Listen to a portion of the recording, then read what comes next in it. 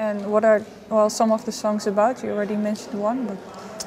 Yeah, I mean, generally they're about, they kind of reflect, I like to think the record reflects a large spectrum of the human experience. And I think that's what I've experienced in my life, and that's what I like to share. And there's songs about, a lot of songs about love, and I think love songs are interesting because they can be an analogy and a metaphor for a lot of things. So whether it's good things, you know, energy and joy and hope and, you know, this ecstatic nature that you can get from that, or depression and loneliness, and we all experience those in various forms at various times, and love songs can kind of capture all of that. And then there's some very specific songs where, like I said, Circle Around the Sun's about suicide, and Tranquility is kind of dedicated to Philip Seymour Hoffman and about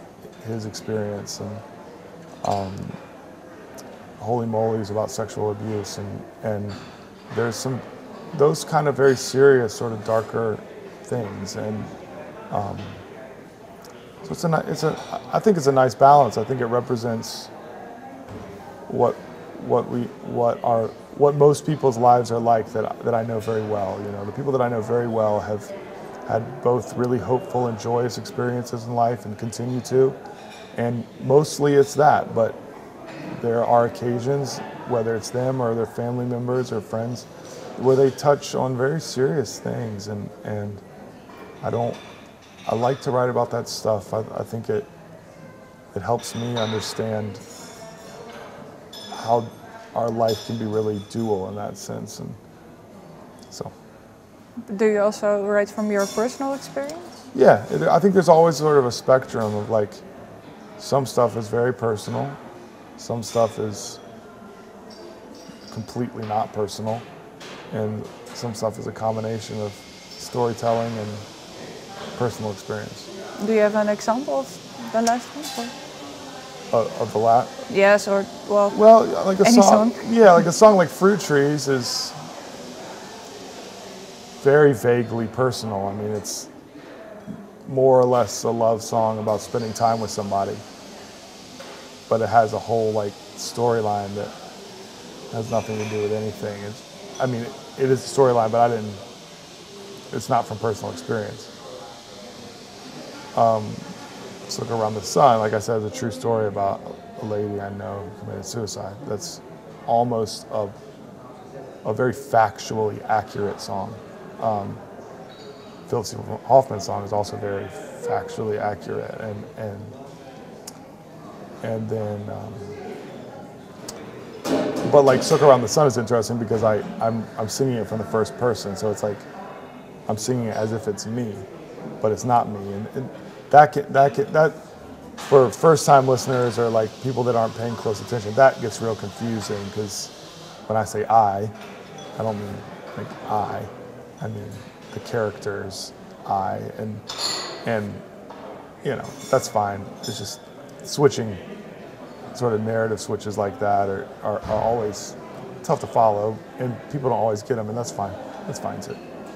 But you hear sometimes you hear about musicians who write stuff who write music or lyrics to get it out, really. Yeah. And that's not the case for you then? No, it is. It is. Yeah, definitely some of the love songs are like that. Circle Around the Sun is like that. That was an important thing for me to do, to deal with that situation. But it also, that's not my priority. You know, I don't make a record to be, well, a diary. I make a record to make good music, to make well-crafted music. Sometimes the Venn diagram allows me to write really personal stuff and to also make good music. But the bar is set at making good music, and if a song is really personal and isn't quite good enough, it gets cut. I would never put a song on a record that I think is average musically but tells a really personal story. That's just not why I do it. And what is then a good song, according to you? What makes a good song? That's a good question. I think a good song, I mean, a song, I think it just has to be able to stand up and walk. It has to live on its own. You know, it can be anything. It can be anything.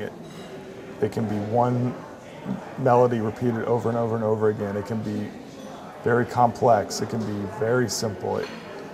I think songs are really, they're really elusive. Good songs are really elusive, and that's what makes them so challenging.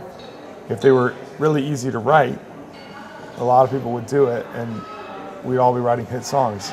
But they're hard. It's hard to figure out when a song is alive and like how to make it more alive, or how to fit the puzzle piece together. And there kind of are no rules, and there are also a lot of rules, and you sort of decide in the moment how many you're going to follow and how many you're going to ignore.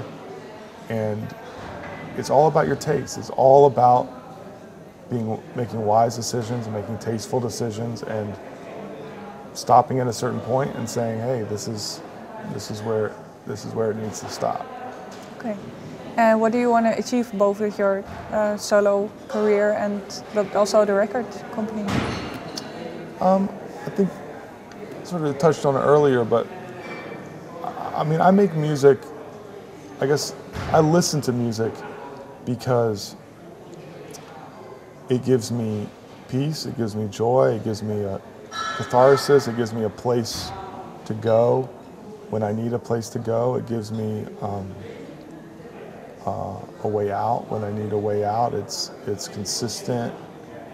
It can empathize with me and sympathize with me, and I like all of that.